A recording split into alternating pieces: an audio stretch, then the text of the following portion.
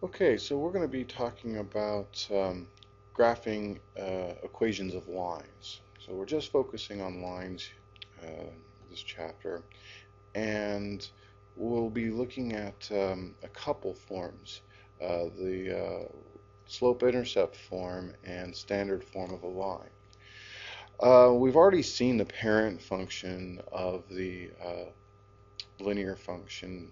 We recognize that as f of x equals x as the parent function, and the general form of that equation is y equals ax plus b, or we could replace the y with f of x. So we would simply, this one, the parent function has a slope of 1 and a y-intercept of 0. Let's look at a child function and how we might graph a child function. So in this example, our slope here is the a, and that's going to be -2.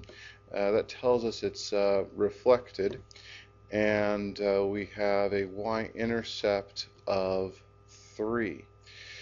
And we're going to start off with the y-intercept, and that will be our starting point. We're going to set out a series of points and then graph those points and connect them when we're done.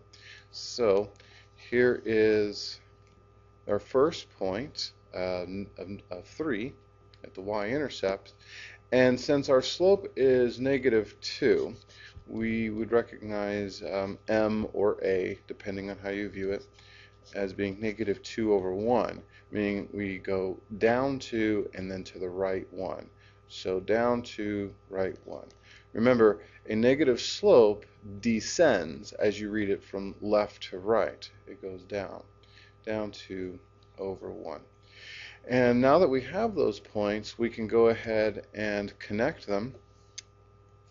And we want to make our line extend the length of the graph. So like this, and then we just kind of work it backwards. And mine's not perfect. You would use a straight edge.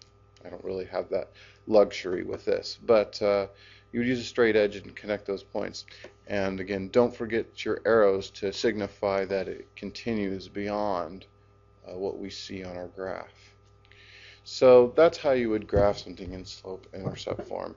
Find the y-intercept as your first point, then get 3 other points using your slope.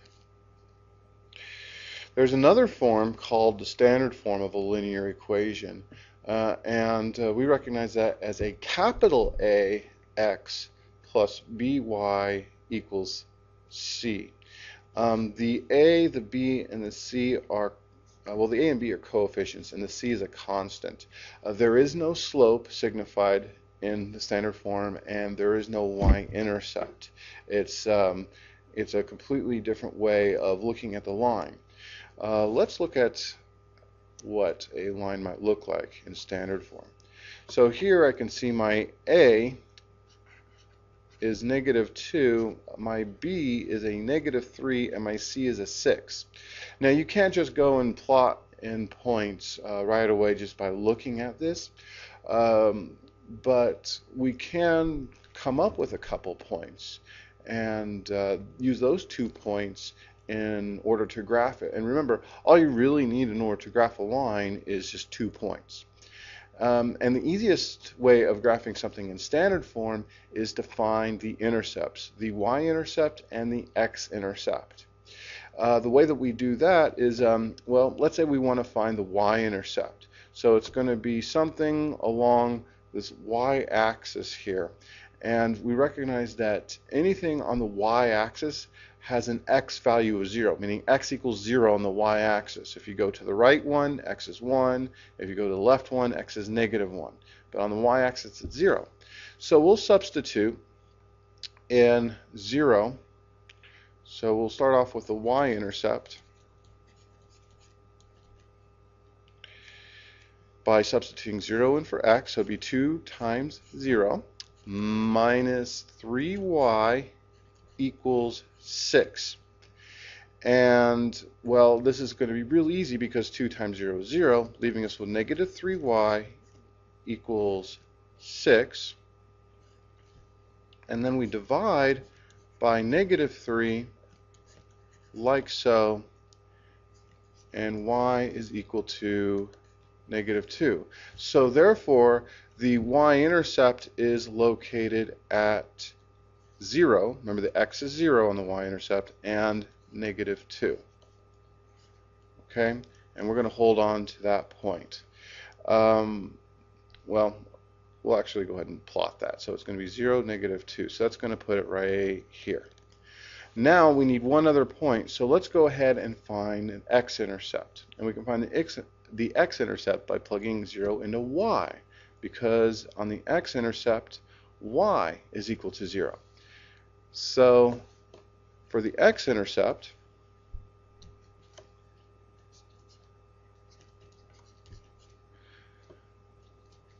we'll have negative 2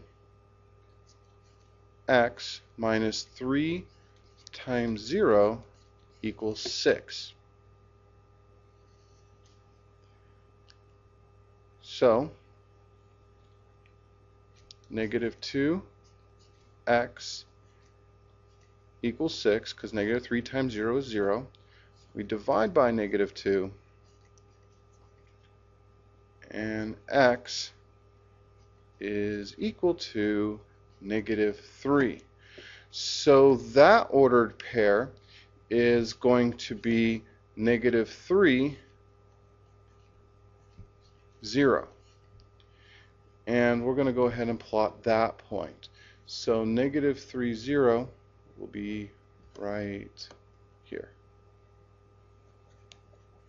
So we have our 2 points, and now we just need to connect them.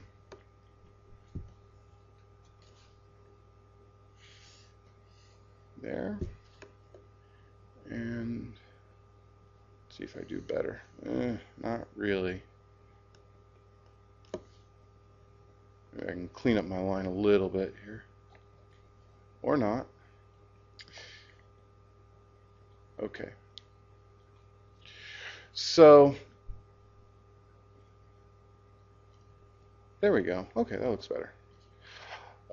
So don't forget your arrows, just like any other line. And so in standard form, we take a different approach, but it still works. We just need to find our x and y intercepts, and we can graph it that way. Okay, let's look at a couple special cases here. We're going to graph y equals negative 3, and then we're going to graph x equals 4. Then we want to state the general form of each of these. So what does that mean? Well, we've actually seen y equals negative 3 before in the form of a function. For example, it could be written as f of x equals negative 3. And this is a constant function. It was the very first parent function that we looked at. And if you remember, that's going to be a horizontal line at negative 3. So it would look like this. We just could take our straight edge and put it at negative 3. And the reason why it's horizontal, well, for a couple reasons, is that we're just saying y is equal to negative 3. Y is equal to negative 3. That means all the y values are negative 3. The x values are changing, but y remains negative 3. It's constantly negative 3. So we have 0, negative 3. We have x is 1, but y is negative 3. X is 6, but y is still negative 3. And so thus it's going to be horizontal when you connect all those points. We can, so when we look at the other function, x equals 4, we can assume that it's going to be, x is always going to be 4. So we're going to have x, so let's see, x equals 4. We'll figure out, well, where is 4 on the x-axis? And I can put a point, let's say y is 0. Okay, well, x is going to be 4 there. Let's say y is 3. X is going to be 4 there. And so this is going to create a vertical line. Y could be -5, and then x is going to be, once again, 4. We would create our line using those points. Let's see. Let's try this one.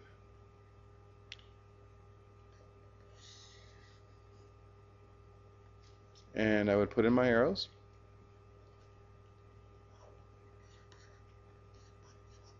Here and here.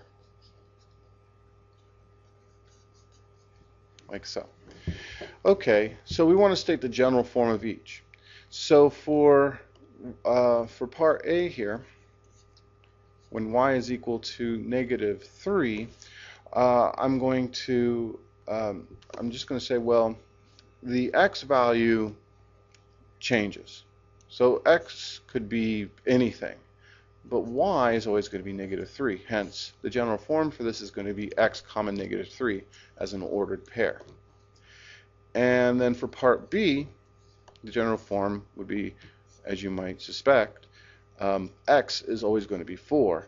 It's the y that changes. Okay. Also remember that the horizontal line has a slope of 0. So a or m is equal to 0. And for the vertical line, it's undefined. Okay. So that's our first foray into graphing equations of lines.